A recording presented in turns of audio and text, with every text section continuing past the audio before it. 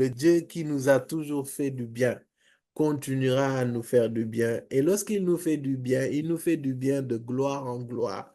Donc, ça veut dire qu'il va nous amener encore plus en profondeur, encore plus dans la gloire qu'il a prévue pour chacun d'entre nous. Et c'est là dans le nom précieux et puissant de Jésus-Christ. Si c'est ton cas, donne-moi Amen. un très bon Amen. Amen. Amen. Amen. Amen. Ce message d'aujourd'hui, en fait, est une continuité du message de mercredi dernier. Et on va le découvrir ensemble. Ce message s'intitule Tout par Christ, rien sans Christ. Deux points, l'art de vivre victorieux. En fait, la clé même en question se trouve dans le titre du message. C'est cette capacité de tout faire par Christ et de ne rien faire sans Christ qui fait qu'on vive une vie victorieuse. Et je vais, par la grâce de Dieu et sur la base de passages, vous montrer en fait en quoi le fait d'être en Christ, en quoi le fait d'être attaché en Christ, en quoi le fait de tout faire par le Seigneur Jésus-Christ et de ne rien faire sans le Seigneur Jésus-Christ va complètement transformer notre vie pour que nous ne soyons plus de ceux qui subissent, mais au contraire de ceux qui dominent et de ceux qui sont vainqueurs dans le nom de Jésus. Alors, je vous ai donné plusieurs passages la semaine dernière et je vais revenir sur l'un des passages que j'avais donné et qui était très, très, très important, qui était central même dans le message. Et c'est sur la base de ce passage-là qu'on va couler. Et on va aller tous ensemble dans 1 Corinthiens 10, du verset 14 à 22. 1 Corinthiens 10, verset 14 à 22, je lis la parole. C'est pourquoi, mes bien-aimés, fuyez l'idolâtrie. Mhm, Je vous parle comme à des personnes intelligentes. Jugez vous-même de ce que je dis.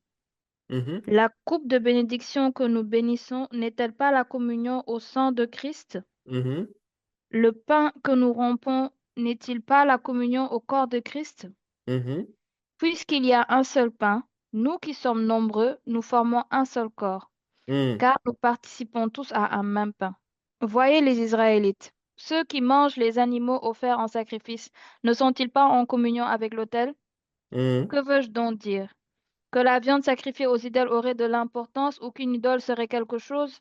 Pas du tout. Mais ce que les non-juifs sacrifient, ils le sacrifient à des démons et non à Dieu. Or, je ne veux pas que vous soyez en communion avec les démons. On Amen. va s'arrêter là. Donc, le passage sur lequel on va commencer et sur lequel on va continuer, et ça va faire le bonheur de ceux qui réclamaient le bis, c'est dans le passage 16 qui dit, la coupe de bénédiction que nous bénissons n'est-elle pas la communion au sang de Christ? Le pain que nous rompons n'est-il pas la communion au corps du Christ? Et vous allez voir plus tard, il va revenir sur cette notion de communion, communion, communion. Ce nom communion qui veut dire koinonia, en fait, qui veut dire intimité aussi. En fait, lorsqu'on parle de communion, c'est quelqu'un ou quelque chose qui vient adhérer à une autre chose ou à une autre personne. Et le fait que cette personne ou cette chose vienne adhérer à la chose ou à la personne fait que l'entité devient en fait une seule entité, en fait, indissociable. Et c'est pour cela on dit l'homme quittera son père et sa mère et fera une seule chair avec qui? Sa femme. En fait, c'est cette notion d'adhérence-là, le fait de faire un, qu'on dit communion, en fait. C'est cette notion d'intimité. C'est cette notion de se mélanger et de faire une seule entité qu'on dit que, en fait, lorsqu'on parle de communion. Donc, tout au long du message, quand vous allez entendre communion, il faut que vous puissiez visualiser cela. Maintenant, aujourd'hui, j'ai à cœur de vous parler, en fait, par rapport à cette communion. Mais on va commencer. Peut-être que je parlerai que du corps et puis c'est fini. Je ne parlerai pas du sang. Ça dépendra de vos amen. Hein? Mais Amen. vous allez Amen. voir que on dit, lorsque nous bénissons le corps du Christ, à travers la Sainte Seine, nous prenons communion au corps. Il reprend aussi communion au sang. Après, il revient aussi, il dit communion au corps. Donc, vous allez voir que dans Luc 22, 20, ça dit que Dieu tient tellement cela qu'il dit, faites ceci en souvenir de moi ou en ma mémoire, si vous vous rappelez. lorsqu'ils prirent le dernier repas. Donc, vous allez voir que le Seigneur Jésus tenait, le Père tenait en fait qu'on puisse faire communion avec le corps, communion avec le sang. Et la question en fait qu'on doit se poser, c'est pourquoi le Seigneur tient tant à ce que nous soyons en communion à son corps. Lorsque tu dis que tu es en communion avec le corps du Christ, il s'agit de quoi exactement? C'est ça l'objectif de cet enseignement. Il s'agit de quoi? Vous savez, en tant que chrétiens, souvent nous allons à un certain niveau, on devient des chrétiens scientifiques. Scientifiques dans le sens où on raisonne, on nous dit A plus B égale C, on vient, on dit A plus B égale C. Et parfois, on a du mal à décortiquer, à expliquer pourquoi A plus B égale C. Et c'est ce qui fait la révélation. Et toi qui es là, ça fait des années, tu dis communion au corps du Christ. En quoi consiste cette communion du corps du Christ? Comment ça se fait? Pourquoi le Seigneur Jésus insiste-t-il tant pour qu'on soit en communion à son corps?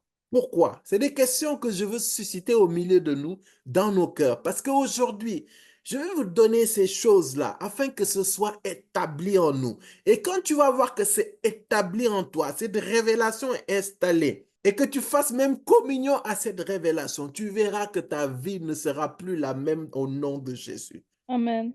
Parce qu'à Amen. partir de ce moment, tu seras conscient de qui tu es, tu seras conscient de ce que tu peux et tu seras conscient de ce que tu as en Christ. Et Amen. tu vas mieux comprendre pourquoi on parle de en Christ et pas souvent à Christ. Ça te dit, mais souvent on dit en Christ, en Christ, en Christ. C'est quoi? Donc aujourd'hui, nous allons ensemble entrer en communion au corps du Christ. Et on va expérimenter, comprendre ces choses-là dans le nom de Jésus. Et c'est pour cela, Père, je prie dans le nom de Jésus, que toute personne ici connectée, Père, tu ouvres son cœur, tu ouvres son intelligence, afin que les paroles, les révélations que tu as prévues puissent être déposées et libérées dans leur vie dans le nom de Jésus. Assurément, chaque personne ici connectée ne se déconnectera pas comme il est venu. Parce que je sais que, Père, des vies vont être changées, transformées, renouvelées. Des personnes vont devenir et vont être méconnaissables dans le nom de Jésus. Amen. Amen. On va aller tous ensemble dans Romains 6 du verset 1 à 14. Romains 6, verset 1 à 14 dit quelque chose de très particulier. Romains 6, verset 1 à 14. Que dirons-nous donc? Allons-nous Donc, pause, persister? hein. L'apôtre Paul parlait de la grâce et il leur disait, bon, attention, c'est pas parce qu'il y a grâce que vous devez pécher. On continue. Allons-nous persister dans le péché afin que la grâce se multiplie? Mhm, Certainement pas. mhm, Nous qui sommes morts pour le péché, comment mhm. pourrions-nous encore vivre dans le péché? Ignorez-vous que nous tous qui avons été baptisés en Jésus-Christ, Aïe, là, les choses intéressantes commencent. c'est Ignorez-vous, hein? que nous tous qui avons été baptisés en Jésus-Christ, c'est en sa mort que nous avons été baptisés? Hmm, Par le baptême, en sa mort, nous avons donc été ensevelis avec lui, mhm. afin que, comme Christ est ressuscité par la gloire du Père, de même nous aussi nous menions une vie nouvelle. Ah, amen. Donc, le Amen. premier point que tu peux noter, après on va développer ça, c'est que si le Seigneur insiste tant pour que tu sois en communion avec le corps, pour que tu fasses un avec le corps du Christ, c'est pour que tu aies une vie nouvelle. On continue. Par le baptême en sa mort, Mhm, nous avons donc été ensevelis avec lui, comme mhm, Christ est ressuscité par la gloire du Père, de même mhm, nous aussi nous menions une vie nouvelle. hmm, En effet, si nous avons été unis à lui par une mort semblable à la sienne, hmm. nous le serons aussi par une résurrection semblable à la sienne. Bon, je ne vais pas parler. Continue ton passage après, je commence. Mhm. Nous savons que notre vieil homme a été crucifié avec lui, Ah, afin que le corps du péché soit réduit à l'impuissance, et hmm, qu'ainsi nous ne soyons plus esclaves du péché. En effet, celui qui est mort est libéré du péché. Or, hmm, si nous sommes morts avec Christ, nous croyons que nous vivrons aussi avec lui. Car nous savons que Christ ressuscité ne meurt plus. La mort n'a plus de pouvoir sur lui. Christ est mort et c'est pour le péché qu'il est mort une fois pour toutes. Maintenant qu'il est vivant, c'est pour Dieu qu'il vit. De la même manière, vous aussi, considérez-vous comme morts pour le péché et comme vivants pour Dieu en Jésus-Christ notre Seigneur. Que le péché ne règne donc plus dans votre corps mortel pour vous soumettre à lui par ses désirs. Ne mettez plus vos membres au service du péché comme des instruments de l'injustice, Mhm. mais au contraire, livrez-vous vous-même à Dieu Mm. comme des morts revenus à la vie, et mettez vos membres à son service comme des instruments de la justice. En effet, le péché n'aura pas de pouvoir sur vous, puisque vous n'êtes plus sous la loi, mais sous la grâce. Amen. Vous allez Amen. voir que ce passage, bon, à premier abord, vous allez lire ça. Bon, écoutez, on ne saisit pas forcément grand-chose. Mais vous allez voir que c'est compréhensible parce que Paul est en train de parler, mais il parle de deux choses en même temps. C'est bizarre. Il parle du Seigneur, il parle du fait qu'on soit mort et qu'on ressuscite. Il parle du présent et d'un coup, il parle du futur. Je ne sais pas si vous l'avez remarqué. Là, par exemple, il a dit, euh, ignorez-vous que nous tous, nous avons été. Donc, c'est quelque chose qui est déjà passé. Baptisés en Jésus-Christ et c'est en sa mort que nous avons été baptisés. Il dit par le baptême en sa mort, nous avons donc été ensevelis avec lui afin que comme Christ est ressuscité par la gloire du Père, de même, nous aussi menions une vie nouvelle. Il vient. Et puis là, il dit de la même manière, vous aussi, considérez-vous comme morts, dans le verset 11, pour le péché et comme vivant pour Dieu en Jésus-Christ. Que le péché pardon, ne règne pas, etc., etc. Juste avant, il dit que lorsque Christ meurt, nous ressusciterons. Alors qu'avant, il fait allusion à cela et puis il parle comme si on dit a été. C'est bizarre, non? Hmm. Là, on va se poser les bonnes questions. Le Saint-Esprit va nous éclairer par rapport à ça. Amen. En fait, Paul parle de deux choses. Il parle de cette notion de mourir, d'une part, du péché et de renaître avec une vie nouvelle, et on n'est plus esclave du péché, mais d'autre part, il parle aussi de la résurrection, en fait, après la mort. En fait, il parle de deux choses. Maintenant, on va commencer par le début pour finir par la fin. Si on va dans le verset 3 et 4, on dit, ignorez-vous que nous tous qui avons été baptisés en Jésus-Christ, c'est en sa mort que nous avons été baptisés. Par le baptême en sa mort, nous avons donc été ensevelis avec lui afin que, comme Christ est ressuscité par la gloire du Père, de même, nous aussi, nous menions une vie nouvelle. En fait, à travers ce passage, Paul parle d'une chose particulièrement. Il dit que lorsque tu viens à Christ et lorsque tu te baptises, et il ne dit pas baptisé dans l'eau. En fait, quand tu te baptises dans l'eau, effectivement, tu te baptises en Jésus-Christ. Mais il dit quelque chose de très particulier. Là, il dit en Jésus-Christ. Il fait mention de quelque chose de très précis. En fait, je veux te dire quelque chose. Lorsque tu viens à Christ, lorsque tu marches avec Christ, en fait, tu es baptisé. Peut-être physiquement, tu vois de l'eau, mais tu es baptisé dans Jésus-Christ lui-même. C'est pour cela qu'il dit baptisé en Jésus-Christ. Et ce mot baptisé, vous savez que c'est baptizo. Mais vous savez qu'en grec, il y a deux termes qui veulent dire entre guillemets baptisé ou immergé. L'autre terme, j'ai oublié, mais ça veut dire certes immergé, mais tu immerges la personne et puis la personne ressort. Le terme baptizo, si vous le regardez dans la Bible, en fait, c'est cette notion d'immerger dans quelque chose continuellement. Je prends l'exemple, par exemple, des concombres. Les concombres que vous avez, vous pouvez mettre les concombres à frire dans l'huile, ça va rentrer dans l'huile, n'est-ce pas? Mais à un moment, ça va sortir. Ça a été immergé, mais pendant un temps. Mais les concombres en conserve qu'on met à macérer, on met ça dans le vinaigre pendant longtemps. Et là, Paul dit, si tu es baptisé en Christ, en deux termes, si tu demeures en Christ, si tu es en Christ, en d'autres termes, si tu es en communion en Christ, c'est aussi en sa mort que tu communies avec lui. En d'autres termes, quand tu es en Christ, le processus que Christ a subi, le processus que Christ a expérimenté, si je peux le dire comme ça, en fait, tu vas vivre exactement la même chose. C'est-à-dire que tout comme il a été crucifié, il est mort. De la même manière, tu vas être crucifié et tu vas mourir. Et tout comme il a ressuscité, lui aussi, toi aussi, tu vas ressusciter. C'est pour cela, Paul dit, c'est en sa mort que nous avons été baptisés par le baptême en sa mort. Nous avons donc été ensevelis avec lui, comme Christ est ressuscité par la gloire du Père. De même, nous aussi, nous menions une vie nouvelle. En fait, cette même gloire que le Seigneur a fait pour que le Seigneur Jésus-Christ puisse ressusciter et monter au ciel. C'est cette même gloire qui descend sur nous, qui se manifeste sur nous lorsque nous communions avec Christ. Et c'est à Amen. cause de ça, tu avais une certaine vie. La Bible dit le salaire du péché, c'est la mort. C'est parce que nous péchons que nous sommes morts. Cette mort, c'est cette notion d'être déconnecté de Dieu. Je le dis souvent ici. Mais tu vas voir que Paul dit, parce que nous demeurons en Christ, nous marchons avec Christ, nous sommes Christ même. Nous faisons un avec Christ. Nous allons mourir. C'est-à-dire que nous allons mourir de quelque chose. Nous allons mourir du péché. Et c'est la raison pour laquelle, lorsque tu es en Christ, lorsque tu marches en Christ, il y a des choses que tu faisais, tu péchais, ça ne te dérangeait pas. Mais maintenant que tu es en Christ, maintenant que tu meurs au péché, ces choses commencent à te déranger. Pourquoi? C'est pour cela Paul dit, parce que tu n'es plus esclave de ces choses-là. Pourquoi? Parce que tu es en Christ. Tout comme Christ est mort et ressuscité. C'est-à-dire que ta vie d'avant, tu es mort à cela et tu ressuscites et tu as une vie nouvelle.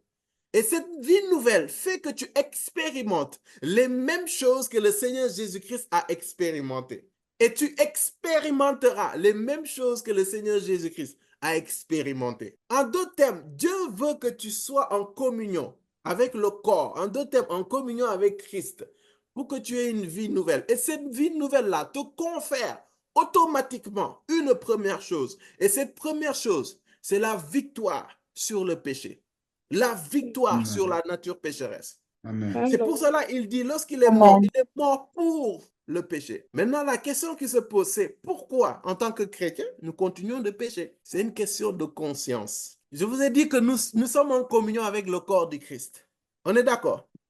Est-ce que vous savez que dans le corps humain, toute partie du corps humain, les médecins me diront et les pharmaciens ici, toute partie du corps humain qui commence à se dérégler, qui commence à se considérer comme ne faisant pas partie du corps, fait des réactions inflammatoires. Parfois, dans le pire des cas, ça déclenche des tumeurs, ça déclenche un cancer. Et souvent, pour le cancer, il faudra détruire ces cellules-là. Et pourtant, ces cellules-là qu'on dit cancéreuses, de base, ce sont des cellules qui font partie du corps.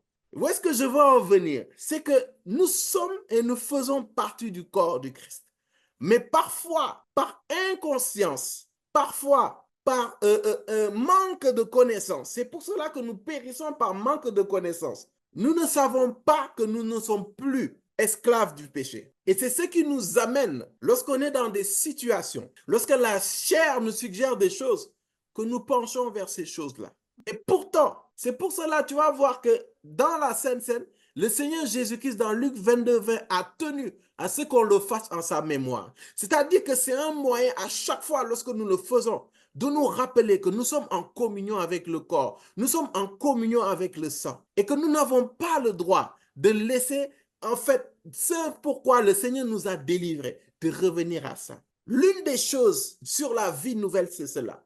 La victoire, l'une des premières choses, c'est la victoire sur le péché. Tout comme Christ a vaincu le péché, en fait, nous aussi, on a vaincu le péché. Pourquoi? Parce que vu qu'on communique avec son corps, lorsqu'il était à la croix et qu'il est mort, et qu'il est allé dans le séjour des morts, et que la mort n'a pas pu le retenir, et qu'il est ressuscité, nous, à ce moment-là, on était là-bas. Donc, ça veut dire, mon ami, que tu es victorieux et que la mort ne peut pas te retenir. Amen. Cela ne veut pas dire que tu ne vas pas mourir. Mais il y a une chose qui est sûre, c'est qu'après ta mort, tu ne périras pas. Pourquoi? C'est parce qu'en fait, ta chair a déjà connu le péché. Donc, ta chair est déjà condamnable. Est-ce que vous me suivez? Là, le péché est déjà inscrit dans notre corps, entre guillemets. C'est pour cela que ce corps va être détruit. On va nous donner un nouveau corps glorieux. Et ce corps glorieux-là, c'est le même corps que le Seigneur Jésus a eu lorsqu'il est ressuscité. Je vais t'expliquer cela tout à l'heure. Donc, je vais te dire quelque chose. Là, maintenant, quand on te dit communion avec le corps, vois-toi, toi là, qui es là, dans le corps de Jésus-Christ. Vois-toi dans le corps de Jésus-Christ. C'est pas comme si tu es dans le corps de Jésus. Tu es dans le corps de Jésus-Christ. JMR est dans le corps de Jésus-Christ. Amen. Mais malheureusement, tu vas voir que dans le corps, parfois, il y a des cellules, il y a des parties du corps qui se comportent comme si, les gens qui sont dans le médical me comprendront, ils se comportent comme s'ils ne faisaient pas partie du corps. Et c'est ça, c'est ce qui fait qu'ils sont déréglés. Et souvent, tu vas voir comme l'organisme même va combattre ces choses-là pour les détruire. Dieu veut que tu communiques au corps pour que tu aies une vie nouvelle. Et cette vie nouvelle, c'est la vie de quelqu'un qui a vaincu le péché. C'est quelqu'un-là qui n'est plus soumis au péché. C'est très important ce que je te dis. Il faut que tu comprennes cela. Parce qu'il dit dans le verset 12 que le péché ne règne donc plus dans votre corps mortel. Il précise, dans votre corps mortel, pour vous soumettre à lui par ses désirs. Vous n'avez pas remarqué quelque chose? En fait, il ne dit pas que le péché nous soumet. C'est nous qui décidons de nous soumettre au péché. En fait, je veux te dire quelque chose. Le péché n'a aucun pouvoir sur toi que tu ne lui as pas donné. Yes, amen. Je répète encore une fois, le péché n'a aucun pouvoir sur toi que tu ne lui as donné. En d'autres termes, je vous dis, arrêtez de dire non, nous sommes des pauvres pécheurs. C'est faux. Tu n'es plus un pauvre pécheur. Cette notion de pauvre pécheur est mort avec Christ et la nouvelle créature est ressuscitée. Donc, tu n'es plus un pauvre pécheur. Okay. Pourquoi? Parce que Christ est mort et ressuscité pour que toi aussi, tu puisses être un être nouveau. Et je veux te dire quelque chose, je vais te choquer encore une fois. Une vie sans péché est possible en Christ. C'est possible de vivre sans péché. Amen. C'est possible. Je t'assure, c'est possible. Je ne te dis pas, c'est écrit là, c'est écrit. Il dit que le péché ne règne donc plus. Est-ce qu'il a dit que le péché ne régnera plus? Il a dit que le péché ne règne donc plus dans votre corps mortel pour vous soumettre à lui par ses désirs. En d'autres termes, c'est les désirs de ton corps qui te poussent, qui t'induisent à pécher. Mais tu as le choix de te laisser soumettre à ces choses ou pas, en fait. C'est pour ça que c'est des péchés là. Si tu pêches, c'est parce que tu le veux. En tout cas, pour ceux qui ont donné leur vie à Jésus, pour ceux qui sont nés de nouveau, qui sont en Christ, si tu pêches, c'est parce que tu le veux. Je répète encore une fois, si tu pêches, c'est parce que tu le veux. Je te dis, si tu pêches, c'est parce que tu le veux. C'est pour cela, le Seigneur, sachant que l'ennemi va te faire croire que tu es un pauvre pécheur, tu vas vivre selon le péché, il a dit, ah, je vais mettre en place quelque chose. Quelque chose qui va leur permettre de toujours se rappeler que j'ai été cloué à la croix. Je suis mort. Le 3e jour, je suis ressuscité et je suis monté au ciel. Non, ce n'est pas une forme d'humilité devant le Seigneur. Attention, attention. On en reparlera tout à l'heure. Mais je vous dis, Christ là, il est mort pour que tu ne sois plus esclave du péché. Plus esclave. Ça veut dire que dans ta mentalité, dans ta conception de choses, il faut que tu sois conscient que le péché n'a plus et n'aura plus d'emprise sur toi. Dieu t'a donné la victoire. C'est pour cela Paul te dit encore, et il le dit de manière impérative, ne mettez plus vos membres au service du péché comme des instruments de l'injustice, mais au contraire, livrez-vous vous-même à Dieu comme des morts revenus à la vie et mettez vos membres à son service comme des instruments de la justice. Il dit ne mettez plus vos membres au service du péché. S'il le dit, c'est que vous pouvez le faire. Je ne l'ai pas dit. Je ne l'ai pas dit. C'est Paul qui l'a dit. Et tout à l'heure, quelqu'un a dit c'est une sorte d'humilité. Il ne faut pas faire d'amalgame. C'est une chose de faire humilité devant le Seigneur. On ne peut pas venir devant le Seigneur faire les gros dos. Ça, c'est un fait. Mais ça, c'est une chose et c'est une autre chose de se voir comme un pauvre pécheur et de vivre comme un pauvre pécheur. Parce que tant que tu vas te voir comme un pauvre pécheur, tu continueras à pécher. Parce que tu acceptes la nature de pécheur. Alors que quand tu viens, tu dis oui, je suis pauvre pécheur, je ne suis rien. En fait, tu reconnais ta vulnérabilité devant le Seigneur. Sauf que plusieurs qui parlent de pauvre pécheur se voient comme un pécheur. Les autres qui disent pauvre pécheur, c'est parce qu'ils voient la grandeur, la sanctification, la sainteté de Dieu. Et face à cette grande sainteté qui n'a rien à voir avec notre sainteté, ils se rendent compte qu'ils ont des choses à changer, qu'ils ont des choses à transformer. Mais c'est différent de ceux qui se voient comme pauvres pécheurs. Il y a nuance. Je veux te dire aujourd'hui, arrête de te voir comme un pauvre pécheur. Arrête de te voir comme pauvre pécheur. Est-ce que c'est clair pour ce point? On va pousser la réflexion. Donc, Dieu veut que tu communies au corps, que tu fasses un au corps pour que tu aies une vie nouvelle. Et cette vie nouvelle te communique la victoire au péché. Ça te donne la capacité de décider de pécher ou pas. Jusqu'à Paul te dit, ne mettez pas ne mettez plus vos membres au service du péché. En d'autres termes, ça veut dire que tes membres, tu as la capacité de les mettre sous le péché ou sous le service de Dieu. C'est-à-dire parce que tu es en Christ là, tu as le droit de décider de ce que ton corps va faire, de ce que ton corps ne fera pas. Parce que tous ceux qui ne sont pas en Christ, ils sont esclaves du péché. Et c'est à cause de ça, ils le veuillent ou non, ils pêchent. Parce qu'ils sont soumis, ils sont esclaves, ils n'y peuvent rien. Mais toi et moi, je crois dans le nom de Jésus que nous avons cette décision-là de prendre le péché, de lui dire sors de notre vie.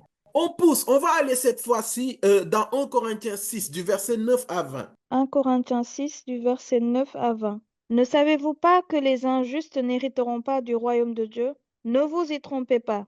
Ni Donc, ceux toi qui qui te vivent, dis pauvre pécheur, si tu te vois comme tel et si tu agis comme tel, tu n'hériteras pas du royaume de Dieu. ni ceux qui vivent dans l'immoralité sexuelle, ni Mhm. les idolâtres, ni les adultères, ni les travestis, ni les homosexuels, Ni les quoi? ni les homosexuels, ni les Avant? voleurs, Avant? ni les hommes toujours désireux de posséder plus, Non, non, ni non. les ivrognes. Avant homosexuel. Avant les ni là.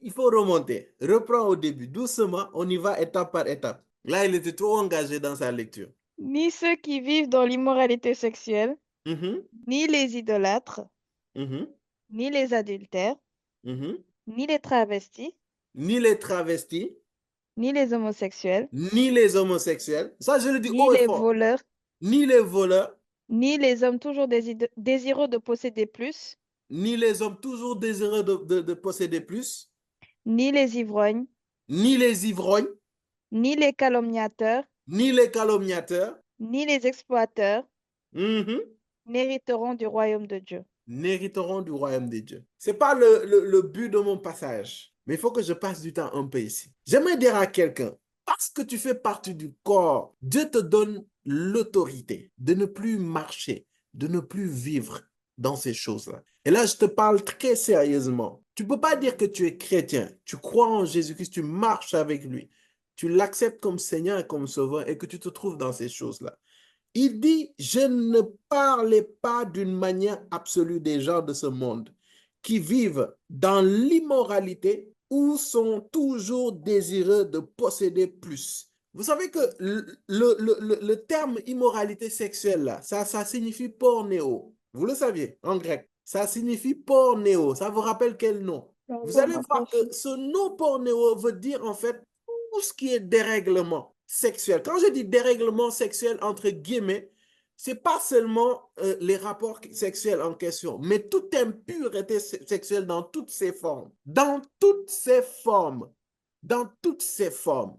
Et j'aimerais te dire que si tu te trouves dans ça, je ne suis pas là pour te juger, mais je suis là pour te parler de la vérité. Dieu t'a donné la capacité de sortir de cela. Et tu dois sortir de cela et tu peux sortir de cela. C'est pour ça, écoute tout ce qu'on va te dire aujourd'hui. Et je crois que tu sortiras de ce péché au nom de Jésus. Ou tu sortiras de ces péchés au nom de Jésus. J'entends pas de Amen. Amen.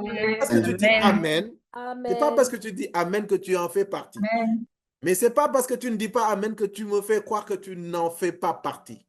Et j'aimerais dire à quelqu'un, si tu te crois à l'abri, l'immoralité sexuelle, c'est pas seulement la pornographie, la masturbation, les relations hors mariage. C'est pas que ça. Même les pensées impures sexuelles, c'est de l'immoralité sexuelle. Donc, soyons humbles. Et que le Seigneur, maintenant je dis, nous délivre de cela. Maintenant, tu vas dire Amen. Ça te livre de dire Amen. Moi, je dis Amen. Ni les voleurs. Ni les Vas-y. hommes toujours désireux de posséder plus, ni les ivrognes, ni les calomniateurs, ni les exploiteurs n'hériteront du royaume de Dieu. Et c'est là ce que vous étiez, certains d'entre vous. Et c'est là ce que vous étiez. C'est là ce que vous étiez. Donc, il parle au passé. Quand tu es à Jésus-Christ, en fait, tu sais, excuse-moi, mais parfois tu pêches par nostalgie. Non, mais tu pêches par nostalgie. Tu t'assois, tu te dis, ah, mais attends, c'est trop facile d'être pur aussi saint. Attends, je vais pêcher. Tu pêches par nostalgie. Je t'assure, tu ris, mais c'est très sérieux. C'est-à-dire ta chair. vu que la mémoire, ta chair a gardé cette mémoire de nature pécheresse, en fait, c'est ce qui fait que ta chair va toujours t'envoyer des messages. Tu Yes. comprends ce que je suis en train de dire? Je t'assure, ton Mhm. esprit est parfait. Je vous assure. Quand tu nais de nouveau, ton esprit est en contact avec Dieu. Quelque chose d'impur ne peut pas être en contact avec Dieu. Soyons sérieux. Amen, c'est vrai. À condition que ce soit lavé par le sang de Jésus. C'est à cause de ça. Tu es parfait spirituellement. Mais tu vas voir que ta chair Amen. a une mémoire. La preuve, quand tu nais de nouveau, en fait, ta chair est toujours là. Tu ne mincis pas. J'aurais bien aimé. Tu ne mincis pas. Tu ne deviens pas plus mince, plus clair, plus foncé ou je ne sais pas quoi. Ta chair reste intacte, mais ton âme est en processus de changement en contact avec l'esprit. Et tu vas voir que l'âme, en fait, va être en ping-pong entre les deux, entre la chair et l'esprit. Paul te dit de marcher selon l'esprit et tu n'accompliras pas les désirs de la chair. Tant que tu vas marcher comme l'esprit, faire comme l'esprit, réfléchir comme l'esprit, comprendre comme l'esprit, tu es bien. Mais tant que tu penses comme la chair, tu réfléchis comme la chair, tu fais comme la chair, tu vas être conduit par la chair. Et le problème avec la chair, c'est que cette chair-là, elle est déjà corrompue. Et c'est ce qui fait que malgré que tu viennes à Christ, c'est vrai, il y a des choses qui montent, il y a des envies qui montent, il y a des réactions qui veulent monter. Mais en vrai, c'est par nostalgie. Pourquoi? Parce que ton vieil homme est mort. C'est pour ça que Paul dit, vous étiez dans ça. Tu n'es plus dans ça. Dieu t'a donné la victoire sur le péché. Tu n'es plus Amen. un être qui pêche. Tu n'es plus un pécheur. Amen. Amen. Sinon, la mort de Amen. Jésus-Christ, Amen. elle est vaine. Si Jésus-Christ est mort, c'est pourquoi? C'est pour que nous soyons sauvés. Yes. Amen. Et si son sang a coulé, c'est pourquoi? Son sang, c'est pour laver nos péchés. Amen. Honnêtement, soyons sérieux. Si on prend la machine à laver de Marie-Christiane, qui a déconné, on prend une chemise blanche, toute blanche, on met dans la machine à laver. Tu fais 10 fois, tu laves cette machine. Cette machine ne fait pas que cette chemise est immaculée. Tu vas continuer à utiliser cette machine. C'est pour cela, on dit dans la parole que Christ a fait le sacrifice ultime, une bonne fois pour toutes. Amen. Il a fait une bonne fois pour toutes. Mais le problème, c'est que parfois la chair nous rend nostalgiques. La chair te donne envie, ça t'arrive. Moi-même, je vous assure, ça m'arrive. Parfois, tu t'assois, tu vois, il y a des choses qui viennent pour essayer de te tirer dans les choses passées. Paul te dit, les choses anciennes sont passées. Maintenant, toutes choses sont devenues nouvelles. Pourquoi tu restes dans les choses passées? C'est parce qu'il y a une mémoire, entre guillemets, qui est là. Mais tu as la capacité, en fait, d'entraîner ton âme, c'est-à-dire ton homme intérieur, à marcher selon l'esprit et à écouter l'esprit. Et tu vas voir que ton âme va beaucoup plus être sensible à l'esprit que la chair. C'est pour cela que tu dois veiller. Quand je dis que tu as la capacité de ne pas pécher, je t'assure, c'est vrai. On revient. Bon, il a parlé de l'immolâtrie, des désireux de posséder, des ivrognes, des voleurs. Mais aussi, il a parlé des travestis et des homosexuels. Les gars, que le monde dans lequel nous sommes ne vous fasse pas croire que ces choses sont glamour. Ils sont en train de faire un très gros et grand travail. Ce n'est pas une question de ne pas respecter la liberté des autres. Moi, ma liberté se trouve en Christ. Mais vous, en tant que chrétien, vous ne devez pas accepter cela. Ça veut dire qu'actuellement, tout nous pousse à accepter cela. Entre les films, les séries, les publicités, même les émissions, tout. Ils se sont intégrés dans tout. Et vous croyez que c'est un hasard si la scène de la Sainte Seine parodiée, il y avait plusieurs d'entre eux. Et Paul dit, est-ce à moi en effet de juger les gens de l'extérieur? N'est-ce pas ceux de l'intérieur que vous devez juger? Quand il a dit cela, ils n'hériteront pas. Et ma prière pour toi, c'est que tu hérites du royaume des cieux. On continue. Je voulais vraiment prendre cette parenthèse et puis on continue. Je voulais rendre conscient à quelqu'un de quelque chose. Donc, on est toujours dans 1 Corinthiens 6, hein? Oui. Mais vous avez été lavés, mais vous avez été déclarés saints, mais vous avez été On déclarés a dit quoi? justes Vous avez au nom été? déclarés saints. Vous avez? Été déclarés saints. Est-ce que tu sais que tu es un saint? Amen. Ma soeur, tu l'acceptes comme Seigneur et Sauveur. Tu es un saint. Saint veut dire quelqu'un qui a été mis à part. Dans ce monde des ténèbres, en fait, Dieu t'a pris, il t'a mis à part dans son corps, afin que les ténèbres ne puissent plus influencer ta vie. C'est pour cela qu'on dit, les ténèbres couvrent la terre, mais sur toi, la lumière brille. Amen. Amen. En fait, c'est à cause de ça. Parce qu'on dit que dans Jean 1, que la parole là, La parole s'est faite chair. Et on dit que cette parole était la lumière pour tout homme. Et cette parole-là, c'est Christ. Donc, Christ, là, son corps, vu que tu fais partie de son corps, ça fait de toi une lumière automatiquement dans les ténèbres. Donc, tu as été mis à part. Tu es saint. Et tu es saint. Tu peux, ces péchés-là, c'est parti même. Je le déclare dans le nom de Jésus. Amen. Amen. La première victoire, avant que je te parle des autres victoires, tu dois comprendre que tu es victorieux du péché. Parce qu'en fait, il y a plusieurs d'entre nous, l'ennemi arrive à les attaquer. L'ennemi arrive à avoir une influence sur leur vie parce qu'il est en train d'utiliser des péchés et des iniquités, en fait. C'est des portes qu'il est en train d'exploiter. Et lorsque tu es conscient que tu n'es pas pécheur, ces portes se ferment. Il y a naturellement une vie victorieuse qui va s'installer dans ta vie. On continue. Mais vous avez été déclarés justes au nom du Seigneur Jésus-Christ et par l'Esprit de notre Dieu. Tu es juste au nom du Seigneur Jésus-Christ. Tu es juste. Et si tu es juste, tu ne dois pas accepter certains traits de caractère, certains agissements, certaines pensées, certaines paroles sortir de toi, en fait. Parce que tu es juste. Mhm. Tout m'est permis, mais tout n'est pas utile. Et là, on est à quel verset? 12. 12. Ah, Tout m'est permis, mais je ne me laisserai pas dominer par quoi que ce soit.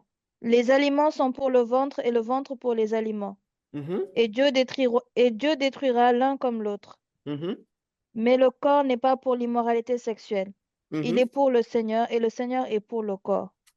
Attends. On dit quoi? Le corps de qui est pour le Seigneur? Ton corps est pour le Seigneur et le Seigneur est pour? Le corps. Et quel corps? En fait, il y a des choses où on vit, mais on ne comprend pas. C'est pour ça, là, moi, je suis scandalisé. Bon, il y a des choses, je n'accepterai jamais que ça m'arrive. Jamais. Il dit, le corps, c'est-à-dire nous, notre corps, on a le devoir de le donner au Seigneur, qu'il soit en communion avec le Seigneur. Et on dit le Seigneur est pour le corps. Le corps, c'est-à-dire l'entité, son entité, lui et nous, là, comme ça. Mais à condition que nous, on prenne notre corps, on lui donne. Bien-aimé, quand on vous dit de ne pas pécher, de ne pas faire ceci, de ne pas faire cela, ce n'est pas une question de Dieu vous contrôle ou quoi que ce soit. Dieu veut déverser sa puissance, sa grâce, sa bonté, toutes ces choses en toi, en fait. Amen. On continue. Or, Dieu qui a ressuscité le Seigneur nous ressuscitera aussi par sa puissance. Ne savez-vous pas que vos corps sont les membres de Christ? Attendez, on dit quoi? Les Ne corps, vos savez-vous corps pas sont quoi? les membres de Christ? Maintenant, je te donne 10 secondes pour que tu imagines le Christ et que tu vois toi, prends la partie que tu veux, mais que tu te dises que toi, tu es en Christ en fait, tu es Christ. Vous savez, ce n'est pas des folklore lorsque le Seigneur te dit, je suis en vous hein, et vous êtes en moi et je suis à la droite du Père. C'est-à-dire spirituellement, c'est ça. Là, je vous parle, mais moi, je suis dans le Seigneur Jésus. Et c'est ce qui me permet de m'asseoir là et avec autorité. Parce que je suis tellement proche du trône, parce que je suis à la droite du Père. Je déclare la guérison. Je déclare la délivrance. Je déclare la victoire dans ma vie.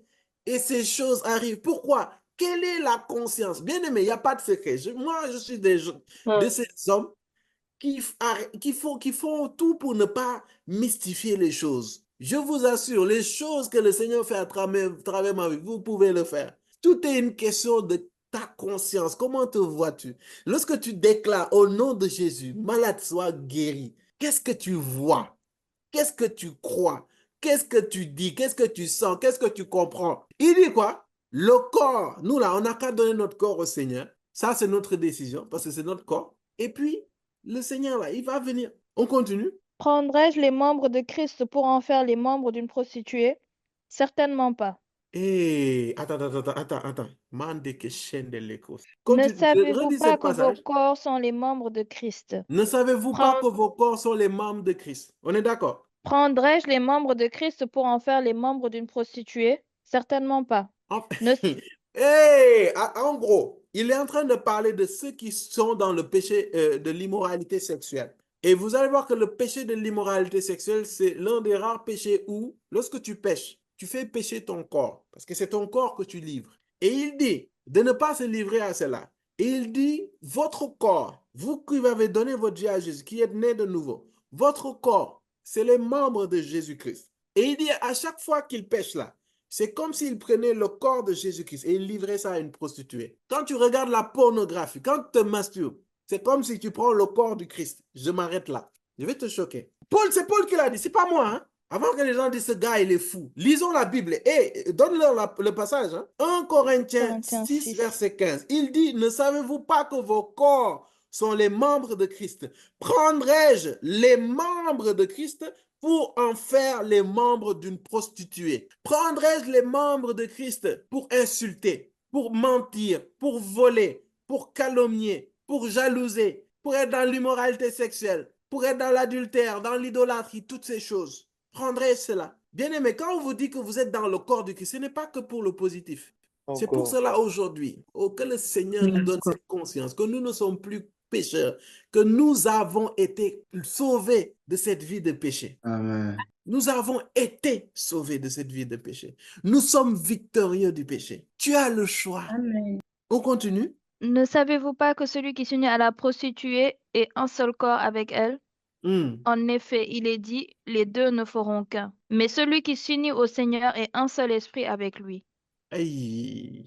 Celui qui Puis s'unit au Seigneur, est un seul esprit avec lui. tout à l'heure, c'est ce que je vous disais. Toi et le Seigneur, vous êtes un. En esprit, vous êtes indissociables. Est-ce que tu te rends compte du niveau de puissance avec lequel tu marches? Est-ce que tu es conscient du... Moi, personnellement, moi, je vous parle, moi en premier. Parfois, là, je m'assois, je me gifle quand je dis Thierry. Mais Thierry, on va continuer. On va continuer. Après, je vais vous montrer d'autres choses. Fuyez l'immoralité sexuelle. Tout autre péché qu'un homme commet est extérieur à son corps, mais celui qui se livre à l'immoralité sexuelle pêche contre son propre corps. Ne le savez-vous pas? Votre corps est le temple du Saint-Esprit qui est en vous et que vous avez reçu de Dieu. Vous ne vous appartenez pas à vous-même, car vous avez été rachetés à un grand prix. Rendez donc gloire à Dieu. C'est aussi simple. Le verset parle de lui-même. Là, je parle vraiment et je crois qu'il y a une délivrance qui s'opère actuellement dans la vie de plusieurs personnes. Cette vision que tu avais, que tu es une mauvaise personne, que tu n'es pas une bonne personne. Aujourd'hui, sois conscient que tu es juste, que tu es bon. Christ t'a sauvé. Il faut que tu le saches. Amen. Tu es une bonne personne, tu es juste, tu es bon au nom du Seigneur Jésus-Christ, dans le Seigneur Jésus-Christ. Amen. Mais en fait, Amen. la chose, c'est que tu n'es pas conscient de cela. Et aujourd'hui, il faut que tu sois conscient de cela, que tu es en Jésus-Christ. Jésus-Christ qui est parfait. Je suis d'accord, tu as eu à pécher, tu as eu à faire du mal, tu as fait des choses. Mais tu as besoin de te repentir et d'accepter Jésus-Christ comme ton Seigneur et comme Sauveur, qui vienne dans ta vie. Tu vois, ces tourments que tu avais, ça part. Excusez-moi, hein, mais par exemple, par rapport au péché sexuel, c'est vrai, il y a cette notion d'iniquité. Mais en vrai, la plupart du temps, le péché sexuel, c'est pas quelque chose que je t'impose les mains, ça part. En fait, c'est lorsque tu deviens conscient que tu es fils de Dieu, que tu es comme Dieu, que tu es un avec Christ et que Christ ne peut pas laisser ces choses s'exprimer en lui. C'est-à-dire quand tu es conscient que tu es saint et que la sanctification, la sainteté, ce n'est pas quelque chose d'extraordinaire, c'est ton état normal. C'est comme ça que tu dois être. C'est cette conscience que tu développes en fait qui te délivre de ces choses-là. C'est l'objectif de cet enseignement aujourd'hui. La conscience. Aujourd'hui, tu vas vaincre le péché au nom de Jésus. Lorsque la colère va venir, tu lui dis, mais est-ce que Dieu est colérique? Non, si Jésus-Christ n'est pas colérique. Donc pourquoi je suis toujours colérique? Est-ce que ça veut dire que je ne suis pas en Christ? Est-ce que ça veut dire que Christ n'est pas mort pour moi? Non, ce n'est pas vrai. Donc calme-toi. Amen. C'est pour cela que Paul te dit de marcher selon l'esprit, en fait. Parce que cette colère, tu vas voir, c'est la chair qui va te titiller. Ah non, il a oublié qui tu es. Et puis tu te calmes. Tu écoutes la voix de l'esprit. Parce que la voix de l'esprit, on dit qu'il vous fera connaître toute vérité. Donc tout ce qui est vérité viendra de l'esprit. Tout ce qui est mensonge viendra de la chair. Tu veux pécher sexuellement. Mais dis-toi, est-ce que le Christ allait le faire? Est-ce que le Christ allait le faire alors que la parole dit de nous préserver jusqu'au mariage? Le sexe, c'est Dieu qui l'a créé. Le sexe, c'est Dieu qui l'a créé, vrai ou faux? Le fait que sexe n'est pas quelque chose de mauvais, n'est pas quelque chose de sale. Mais parce que Dieu a fait que c'est quelque chose de bon, il l'a mis dans un cadre. Et ce cadre, c'est le mariage. Et vous allez voir que le sexe hors de son cadre, c'est ce qui amène tout dérèglement dans ce monde. Tout dérèglement, c'est ça. Nous voyons ici les personnes qui sont nées hors mariage, qui ne connaissent peut-être pas leur père, qui ne connaissent peut-être pas leur mère, qui n'ont pas vécu peut-être avec leur père ou leur mère. Nous avons vu comment ces gens-là ont subi des dégâts. Nous avons vu aussi des couples où les parents, peut-être, les couples se sont disloqués. Nous avons vu quels dégâts ça fait au niveau des enfants et même au niveau des parents. Et vous savez, le péché sexuel, c'est l'un des rares péchés que tu vas voir que ça se transmet de génération en génération. Si tu ne traites pas ça, en fait, tu vas voir les mêmes caractéristiques, les mêmes choses chez tes enfants. En fait, c'est ça. Pourquoi ça? Parce que ça se transforme en iniquité. Il y a le péché, il y a l'iniquité. Mais quand tu laisses le péché sexuel là dans ta vie, tu es toujours au mariage, tu fais toutes sortes d'immoralités sexuelles, tu vas voir que ces choses que tu as faites, tes enfants vont le faire automatiquement. C'est pour cela qu'il te faut traiter cela avec. Et c'est possible de sortir de cela. C'est possible. Moi qui vous parle, j'ai été délivré de cela. Mais je vais être honnête avec vous. On ne m'a pas imposé les mains. C'est une conscience. Je suis allé à un certain moment, j'ai dit péché sexuel ou n'importe quel péché. Si je le fais, c'est parce que je vous ai donné la force pour m'influencer. Tu n'as pas idée de how beautiful, how powerful tu es. Comment tu es glorieux. Je ne sais pas si vous imaginez la grandeur du Seigneur Jésus-Christ. Et on dit, Jésus-Christ et nous faisons un. Nous communions à son corps. Ça veut dire que nous communions à sa puissance, nous communions à sa gloire, nous communions à sa grandeur, nous communions en fait à sa position. C'est ça la grâce. Donc ça veut dire que Amen. tout comme Christ a vaincu le péché, tu peux. Tout est une question d'accepter Jésus-Christ, de travailler, mais tout est une question d'être conscient, d'accepter cette conscience. Et que tu te dises ça, tout se joue ici, dans les Amen. pensées, dans les pensées, dans les pensées. Quand les pensées impures commencent à monter, tu refuses cela, tu leur parles, ne laisse pas ces pensées s'installer. Quand tu vois des images qui commencent à se susciter des choses, switch ces images, ferme ton téléphone, fais autre chose. Là, je parle du péché, mais le mensonge, la même chose. Jésus, est-ce qu'il ment? Non, donc je ne dois pas mentir. La colère, les calomnies, toutes ces choses-là, Dieu nous a déjà délivrés. C'est-à-dire que Dieu a pris ça. Il a cloué ça à la croix. La colère là, qui était en moi, là, qui devait agir à travers moi, Dieu l'a pris. Vu qu'on a, vu on communiait à son corps, en fait, Dieu a pris la colère qui était en moi. Vu que je suis en Christ, je suis allé en Christ, il a cloué ça à la croix. Il est mort, il est ressuscité. Il s'est resté à la croix. Amen. C'est pour cela, allons lire Colossiens 1, au verset 15 à 23. Parce qu'il faut que je vous parle de ça avant de vous parler des niveaux de victoire où la puissance de Dieu agit dans votre vie. Parce que ça, c'est la base. Et je veux vous dire, hein, il faut qu'on revienne à la base. On n'aime pas souvent ce genre de messages sur la sanctification, toutes ces choses-là. Limite, ça ennuie les gens. Alors que c'est ça, là. C'est ça qui te donne, c'est ça la base de la puissance de Dieu dans ta vie. Amen. Colossiens 1, verset 15 à 23. Yes, je lis la parole. Mhm. Le Fils est l'image du Dieu invisible, le premier-né de toute la création. En effet, c'est en lui que tout a été créé dans le ciel et sur la terre, le Terrible. visible et l'invisible. Non, non, non, non, non, c'est terrible. En fait, on dit que le Seigneur Jésus que vous voyez, le Fils, on dit il est l'image de Dieu, du Dieu invisible. On dit le premier-né de toute la création. En effet, c'est en lui que tout a été créé. C'est pour cela, parfois, je suis quand même embêté lorsque je vois des gens qui ne veulent pas laisser vraiment Christ agir dans leur vie et qui veulent aller prêter des forces à d'autres types de puissance, quoi. Si tout a été créé en lui, ça veut dire que la puissance a été créée en Jésus-Christ. Amen. Continue. Le visible et l'invisible, trône, souveraineté, domination, autorité. Tout a été créé par lui et pour lui. Il existe avant toute chose et Mhm, tout subsiste en lui. mhm. Il est la tête du corps qu'est l'Église. Il est le Il est commencement, là? la tête du corps qu'est l'Église. OK. Il est le commencement, le premier-né d'entre les morts, afin d'être en tout le premier.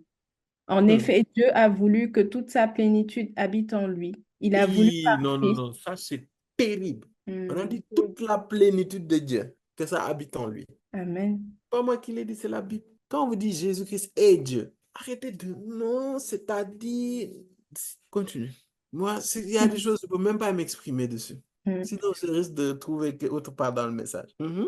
Il a voulu par Christ tout réconcilier avec lui-même, aussi Aïe, bien ce qui est sur la terre que ce qui est dans le ciel, en c'est faisant terrible. la paix à travers lui, par son sang versé sur la croix.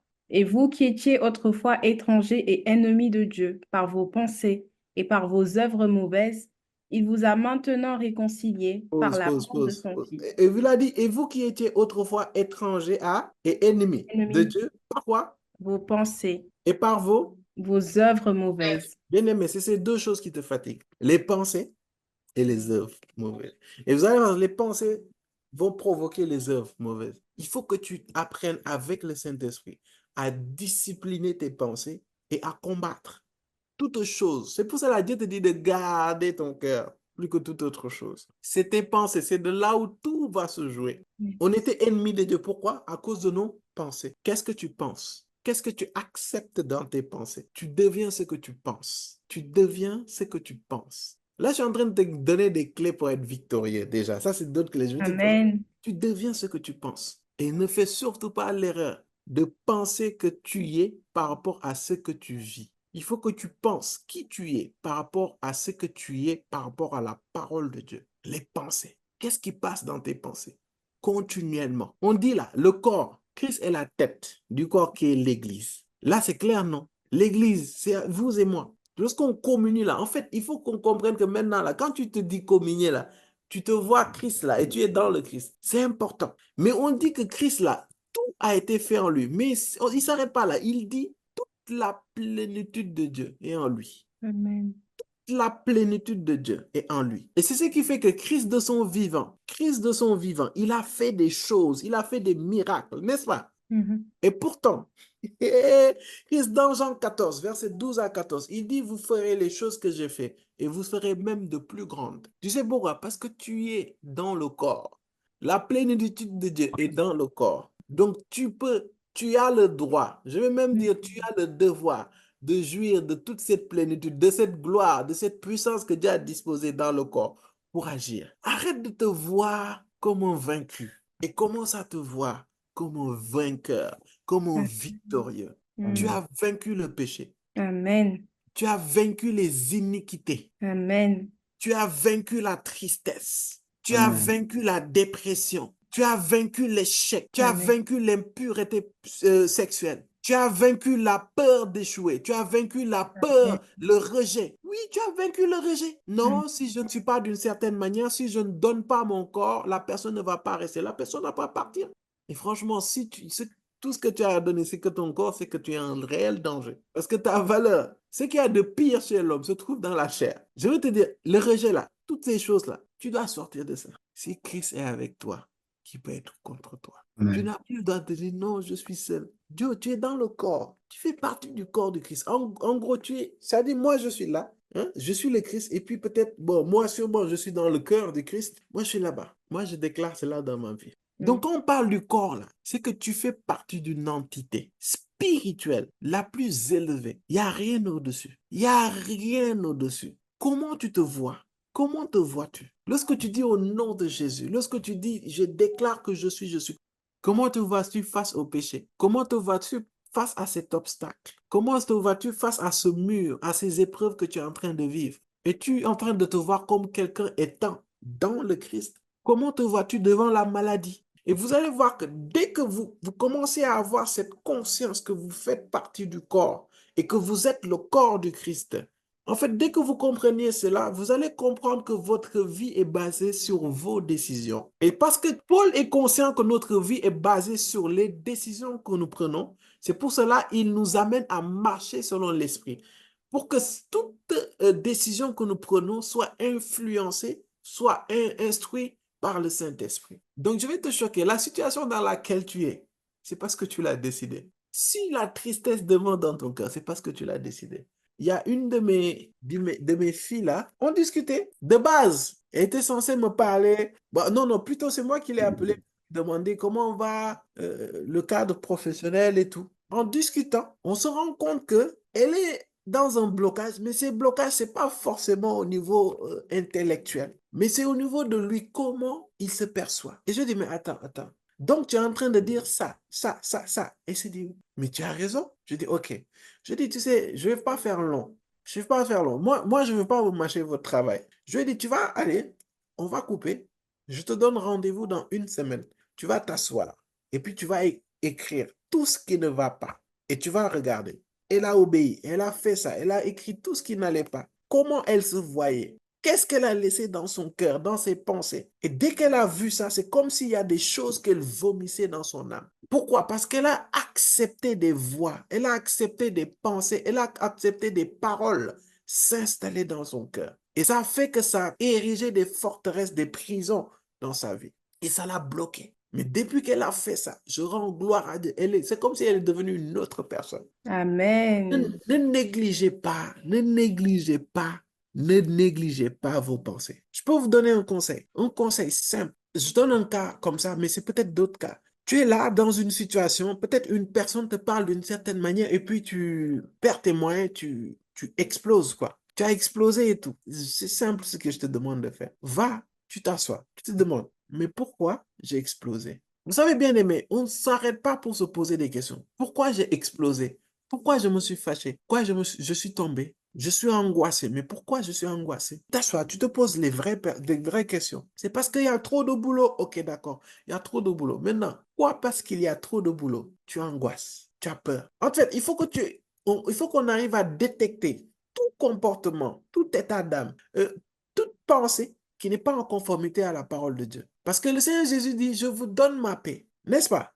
Donc, si tu angoisses, si tu stresses, c'est parce que tu n'es pas en paix. On est d'accord. Mais maintenant, qu'est-ce qui t'empêche d'obéir à la parole de Dieu? Pose-toi ces questions simples. Fais-le. Fais-le. Essaie. Pose-toi les questions. Ok, je n'arrive pas à être fidèle. Pourquoi? Il faut que tu te poses ces questions. Il faut que tu t'arrêtes parfois. Quand tu as des déformations au niveau de l'âme, c'est-à-dire que tu réagis d'une certaine manière, tu ne comprends pas. Pourquoi tu fais ça? Pourquoi tu es rebelle? Pourquoi j'ai du mal avec l'autorité? Pourquoi je me frustre vite? Pourquoi je me sens, je sens l'envie de rabaisser les autres? C'est l'âme. L'âme te pousse à faire des choses. Il faut que tu comprennes pourquoi l'âme te pousse à faire ça. Je vous assure, vous serez choqués. Moi, je suis choqué. Parfois, j'ai des réactions. J'ai un caractère. Et quand je pose cette question, je suis choqué que c'est des choses. C'est une petite chose qui s'est passée dans mon enfance et qui se répercute jusqu'à le fait que je sois adulte. Vous n'avez aucune idée de ce que l'âme... Est-ce que je peux vous lire un dernier passage après je clôture? Yes. Parce qu'il faut que tu comprennes comment le péché fonctionne. Vous savez, en fait, si je fais cette exhortation, cet enseignement, c'est pour que nous ne laissions plus des portes, des baies vitrées ouvertes là, pour que le diable vienne dérober notre vie, mettre tout ce qu'il veut dans notre vie. On va lire Romains 7. Je vais même lire pour vous. On dit, verset 13, « Ce qui est bon est-il donc devenu synonyme de mort pour moi? Certainement pas. Au contraire, c'est la faute du péché. Il s'est manifesté comme péché en me donnant la mort par ce qui est bon. Et ainsi, par l'intermédiaire du commandement, il montre son caractère extrêmement mauvais. Nous savons en effet que la loi est spirituelle, mais moi, je suis marqué par ma nature vendue au péché. » Là, il parle de sa chair. Il dit, « Je ne comprends pas ce que je fais. Je ne fais pas ce que je veux et je fais ce que je déteste. Or, si je fais ce que je ne veux pas, je reconnais par là que la loi est bonne. » En réalité, ce n'est plus moi qui agis ainsi, mais le péché qui habite en moi. En effet, je sais que le bien n'habite pas en moi, c'est-à-dire dans ma nature propre. Nous, intrinsèquement parlant, le vieil homme, basiquement parlant, il n'est pas bon. C'est pour cela que j'insiste quand je vous dis, vous n'êtes plus des pauvres pécheurs. Et il dit, en effet, je sais que le bien n'habite pas en moi, c'est-à-dire dans ma nature propre. J'ai la volonté de faire le bien, mais je ne parviens pas à l'accomplir. En effet, je ne fais pas le bien que je veux, mais je fais au contraire le mal que je ne veux pas. Or, si je fais ce que je ne veux pas, ce n'est plus moi qui le fais, mais le péché qui habite en moi. En fait, le péché qui a été condamné dans ta chair. C'est quand je vous disais nostalgique. C'est ça en fait. Mais il faut que tu comprennes en fait que pourquoi je vous ai dit que la chair va mourir à coup sûr. C'est parce que le péché a été condamné là-bas. Ça dit que notre corps est corruptible. Mais ce n'est pas notre corps qui fait qui nous sommes. La preuve, quand tu vas mourir, ton corps va pourrir et puis c'est fini. L'âme et l'esprit vont aller. L'un va retourner chez là où celui qui nous a donné ça. Et c'est ce qui est toi-même, ton être, c'est ça qui va partir. Maintenant, ton être a le choix de suivre là où le péché a été condamné ou de suivre l'esprit qui est parti. Et tu vas voir que souvent, tu vas avoir des réactions démesurées ou bien que tu ne comprends pas. Pourquoi? Parce que tu as écouté ce que tu ne dois pas écouter. c'est-à-dire ta chair. Et tu vas voir que l'âme, basiquement parlant, la nature propre, entre guillemets, elle aussi, elle a subi des blessures. Et ça va faire qu'elle aura plus d'attrayance envers la chair que l'esprit. C'est pour cela, il te faudra de la discipline, il te faudra t'efforcer, travailler justement ce que je dis par rapport aux pensées, par rapport à ta vie de prière, par rapport au fait de demeurer dans la présence de Dieu, pour discipliner ton âme, à laisser le Saint-Esprit travailler en lui. Est-ce qu'on se comprend? Aujourd'hui, on va s'arrêter là. Mais je vais Amen. te dire aujourd'hui, je vais fermer ma Bible pour m'inciter à m'arrêter. C'est pour te dire, le mot final, la conclusion, c'est pour te dire que quand on parle de communier au corps, ça dit que Dieu veut que tu comprennes et tu te rappelles que tu fais partie de son corps, du corps du Christ. Et lorsque tu fais partie du corps du Christ, en fait, tu bénéficies de tout ce que le corps. Si le corps est en santé, toutes les parties du corps sont en bonne santé. Est-ce qu'on est d'accord? Amen. Si ton organisme est fort, ça veut dire que tout le corps est fort. Et on dit que Christ est l'image du Dieu vivant. Et toute la plénitude de Dieu est en lui. Mais on dit que lui-même aussi, il a dépouillé les dominations, les autorités, toutes ces choses des ténèbres, il les a dépouillées. Donc ça veut dire que quand tu es en Christ, tu as la victoire, non seulement sur le péché, mais tu as la victoire sur l'ennemi sous toutes ses formes. Il faut que tu comprennes cela. Et ce que je voulais en fait, c'est changer ce mindset-là qu'on a. Ce mindset de perdant, ce mindset de vaincu, ce mindset d'hommes et de femmes qui croient que le diable a une certaine affluence ou puissance sur lui. Tu n'es pas un perdant. J'aimerais dire vraiment et sincèrement ça à quelqu'un ici. Tu n'es pas un perdant. Tu n'es pas un bon à rien. Tu n'es pas un mauvais. Tu sais, tes erreurs du passé, tes péchés du passé, tu es venu à Christ. On a dit les choses anciennes sont passées. Maintenant, toutes choses sont devenues nouvelles. Il faut que tu sortes de cette culpabilité. J'insiste beaucoup dessus. La culpabilité tient beaucoup d'entre nous. Maintenant, en fait, il faut que tu décides de te repentir et de changer de vie. Et tu dis, Seigneur, aujourd'hui, je décide d'être bon. Aujourd'hui, je décide de dire la vérité. Dis-le. Je décide de dire la vérité. Aujourd'hui, je décide d'être honnête. Aujourd'hui, je décide d'être fidèle. Aujourd'hui, je décide d'être saint. Et je veux parler aussi à une catégorie de personnes. Refuse d'être malheureux. Refuse d'être malheureux, s'il te plaît. La joie est une décision. Ce n'est pas un sentiment. Je vais te choquer. S'il te plaît, décide d'être joyeux. Je décide d'être dans la joie. Aussi catastrophique ta vie puisse être, il y a au moins une chose que le Seigneur a mise dans ta vie sur laquelle tu peux t'accrocher pour être dans la joie. Je parle à des gens qui stressent, qui sont dans l'angoisse. Je parle à des gens qui sont tout le temps en dépression. Je vais te le dire, ça attriste Dieu. Parce que Dieu est mort. Le Seigneur Jésus est mort pour toi, pour que tu sois dans la joie. La joie de l'Éternel est ta force. Décide d'être heureux. Dieu t'a donné cette capacité de parler, de déclarer des choses et que ces choses arrivent. Déclare ta joie. Je parle à quelqu'un ici. Refuse que ces situations te déterminent. Refuse. Tu as le droit d'être heureux. Tu as le droit d'être dans la joie. Tu as le droit d'être riche. Décide d'être riche. Et ce n'est pas seulement l'argent. Je te vois sourire déjà là. Ce n'est pas seulement l'argent. Décide d'être une bénédiction. Parce que quand tu prends cette décision, en fait, c'est la première étape. Et l'autre étape, c'est de dire au Saint-Esprit de t'aider, de t'accompagner, de t'instruire à cela, en fait. Et tu vas voir, cette vie de victoire va commencer. Décide d'être victorieux. On va prier. On va prier. Je crois que ça fait penser à plusieurs, ça fait réfléchir, ça fait poser des questions, mais c'est bien. Il faut te poser des questions. Parce que c'est dommage. Le Seigneur nous a fait beaucoup de promesses. Le Seigneur nous a promis la joie, la paix, l'amour, toutes ces choses. Mais c'est comme si ces choses-là ne sont pas vraies. Alors que pourtant, si la parole de Dieu est oui et amen. Donc, s'il y a un problème, c'est à notre niveau. Et je vais prier. Nous allons prier. Et je crois qu'il y a des hommes et des femmes qui vont sortir victorieux. Ils vont témoigner que j'étais pécheur de telle ou telle chose. Je ne suis plus pécheur. J'étais dépressif. Je ne suis plus dépressif. Je suis maintenant quelqu'un de joyeux, toujours dans la joie. Nous allons prier pour que le Seigneur nous donne la conscience de qui nous sommes en lui, dans son corps. Donc de là où tu es, tu vas prier et bénir le Seigneur et rendre grâce. Merci Père, je te rends grâce et je te bénis. Aujourd'hui, tu nous as inspiré ta parole, Seigneur, concernant tout sans Christ,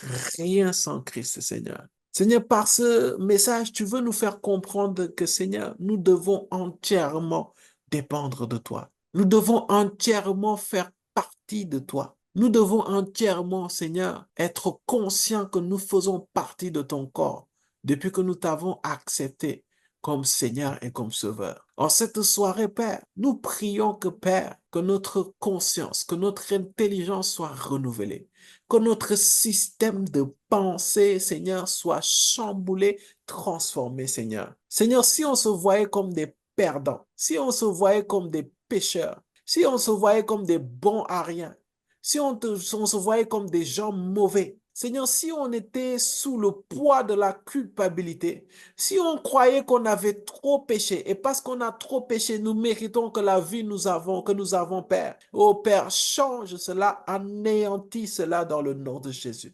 Parce que tu es un Dieu miséricordieux.